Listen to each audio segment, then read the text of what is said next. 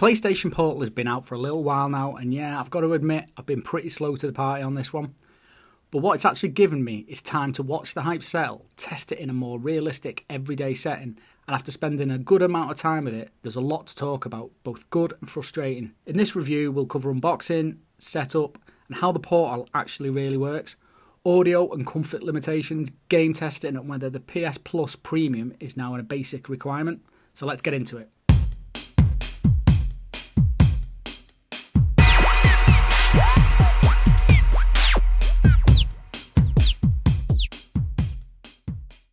Sony have kept things clean and minimal. In the box you get the Portal itself, a USB charging cable and the usual paperwork. And in the world we live, no wall adapter anymore. It feels like a bit of a miss at this price point, but hey ho.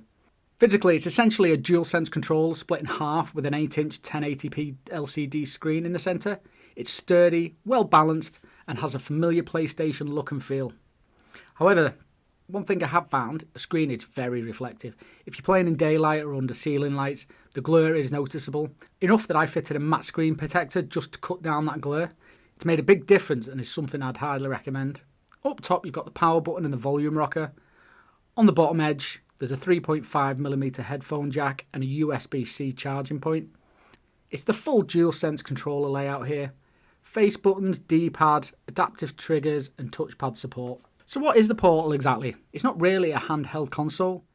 You can't install or run games natively. It either streams from your PS5 or uses cloud gaming via PS Plus Premium. This means either one of two things. One, your PS5 has to be on and connected for remote play. And two, for cloud gaming, you need an active PS Plus Premium subscription. And to be fair, the cloud catalogue has improved significantly. You get access to first-party titles like Returnal, Ghost of Tsushima, Ratchet & Clank and Spider-Man Miles Morales. There's also a strong lineup of third-party titles like Control Ultimate Edition, Guardians of the Galaxy and Resident Evil Village. If you're somebody who dips in and out of different games, this is the Portal really starts to shine. You can quickly fire up a session from the cloud without needing your console to have games installed. But it also locks you deeper into Sony's ecosystem. You're not just buying a new device, you're now encouraged to pay for PS Plus Premium on top. Otherwise, half the Portal's potential is off the table. It's a clever business move and worth knowing before you commit. Initial setup is pretty straightforward in theory. Link your PlayStation account, and as long as you've got a PS5 online and on the same network, the Portal should pick it up. But I have had issues. My PS5 Pro was connected via Ethernet through a router switch, and the Portal just wouldn't connect it. It hung endlessly trying to connect. Eventually, I switched the console to Wi-Fi, and that seemed to solve the problem. Although I think the issue was the router switch. Even after that, the connection hasn't always been super smooth. There are times where it simply refuses to pair with the console or takes ages to establish the link. Not ideal if you're trying to grab a quick 15 minutes of play between tasks. When it's working, the Portal acts as a mirror of your PS5. It loads your dashboard, your library, your settings, all of the things just stream to the screen. The console still does all the heavy lifting.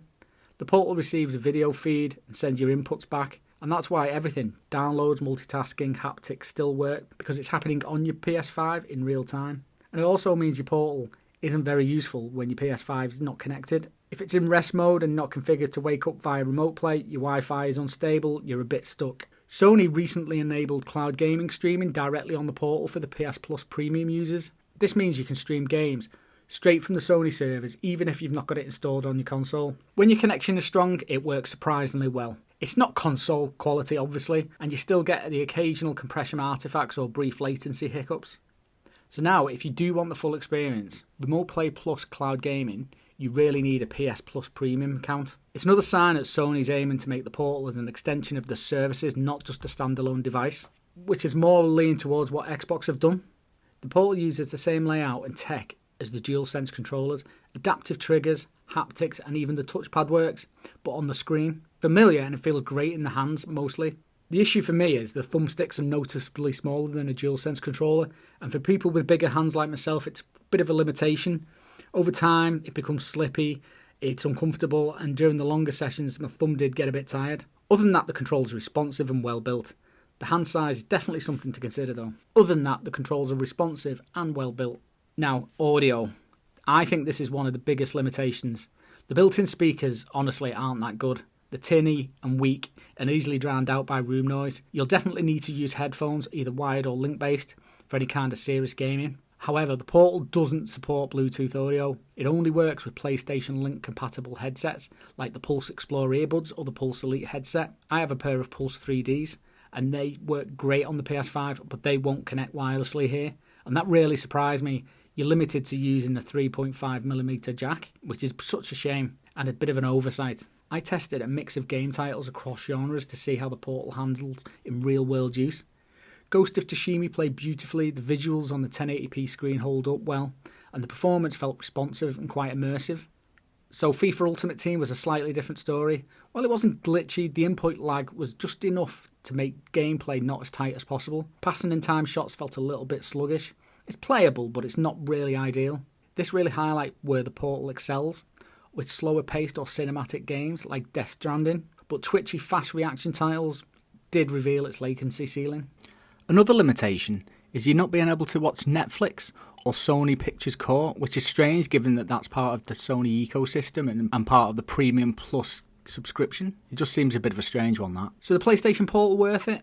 That depends entirely on how you want to use it. For people who are in a shared household and those want to use PS5 games away from the main TV, it's a great little tool, but it's not a handheld console. It requires a PS5, a stable Wi-Fi, and most cases a PS Plus premium subscription. Add that to the cost for the extra wireless headphones, a matte screen protector, and probably a case.